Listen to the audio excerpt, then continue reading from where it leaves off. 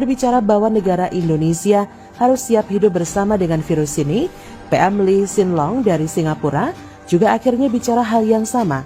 Tapi pelaksanaannya di Indonesia sangat kacau, malah ada tes-tesan segala di Suramadu. Di perbatasan antara Surabaya dan Madura, orang-orang rame-rame di tes antigen, seolah ada yang ingin virus ini tetap ada. Kalau yang saya lihat sih ini konyol sumpah. Kenapa? Karena mereka disuruh baris serapat-rapat untuk menunggu antrean tes di perbatasan. Bukannya menghalangi, malah bikin virus tertawa ngakak lihat pola Satgas di Jawa Timur. Benar-benar aneh. Ada kejanggalan-kejanggalan yang saya kira bisa kita lihat di sini. Saya menemukan setidaknya 3 kejanggalan. Tapi kalau ada lebih saya akan tambahkan lagi di bawah-bawahnya sampai para pengampu kepentingan soal keberadaan virus ini tidak berkutik. Kejanggalan pertama, antrean swab yang benar-benar menumpuk. Wali Kota Surabaya Eri Cahyadi sempat difoto bersama-sama dengan para pengendara yang melintasi perbatasan Surabaya dan Madura. Ia kelihatan sedang memantau dan difoto cekrek-cekrek. Dari foto di sana kita melihat bagaimana ada penumpukan kendaraan bermotor yang tidak menjaga protokol kesehatan. Harusnya 3M cukup, gak usah pakai tracing, testing atau tete-tete lainnya. Alih-alih ingin mengontrol persebaran virus, malah perbatasan tempat tes berpotensi jadi klaster baru. Masih merasa ini kurang merepresentasikan penumpukan? Nih saya kasih foto baru yang lain ya. Di sana ada tenda BPBD yang di luarnya ada penumpukan massal. Memang mereka menggunakan masker sih, tapi berdekatan gitu, nggak ngeri apa?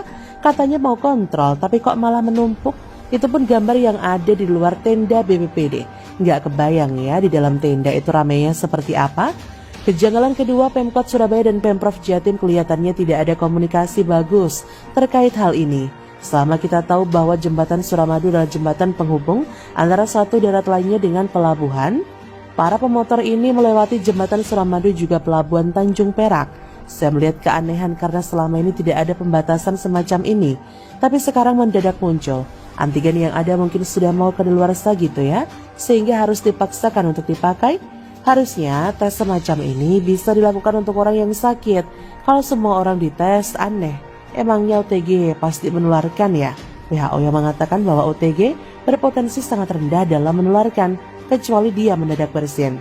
Mungkin kebanyakan dari antara kita tidak tahu bahwa tes swab ini dipakai untuk mereka-mereka yang bergejala. Saya punya tes kit baik dari swab antigen ataupun antibodi darah di rumah. Saya gunakan waktu jalan-jalan? Ya, saya nggak gunakan waktu saya merasa tidak enak badan saja. Saya gunakannya waktu saya merasa tidak enak badan saja. Kalau sehat-sehat ya, saya keluar tanpa harus tes. Kenapa? Karena saya tahu, kalau saya tidak bergejala, meski saya positif, saya tidak akan menularkan. Saya keluar seperti biasa saja, dengan menggunakan masker, menjaga jarak dan mengurangi kerumunan, sesederhana itu saja. Tapi aneh di perbatasan, disuruh tes, buat apa? Nggak berlebihan. Rasanya juga tidak berlebihan jika saya berkesimpulan bahwa mereka ini diduga sedang habis-habiskan antigen atau mau penuhi rumah sakit. Kejanggalan ketiga, dari 6 jam swab massal di Suramadu hanya 70 orang yang positif, dan itu pun belum ada info apakah mereka bergejala atau tidak. Dari sini kita melihat angka ini merupakan angka yang sedikit. Jangan bilang 70 orang itu banyak ya. 70 orang yang positif selama 6 jam adalah sedikit. Kenapa? Karena kita harus lihat 70 orang yang positif dites dari jumlah populasinya berapa. Kalau 70 dari 70 ya itu mengerikan. 100% positivity rate-nya, tapi kalau 70 dari 7.000 orang coba hitung saja 1%. Dan sampai sekarang media-media belum menyebutkan berapa orang yang sudah dites. Dari ketiga kejanggalan ini kita bisa melihat bahwa sepertinya tes di Suramadu adalah kegagalan sepanjang sejarah Indonesia dalam melawan pandemi. Pandira yang digelar usai IGD RSUD Bangkalan di lockdown sepertinya bakal gagal. Sangat mungkin justru kesana jadi klaster baru. Paham resiko kerumunan gak sih gubernur dan wali kotanya? Begitulah aneh-aneh. Bagaimana menurut Anda? Silakan tulis komen Anda.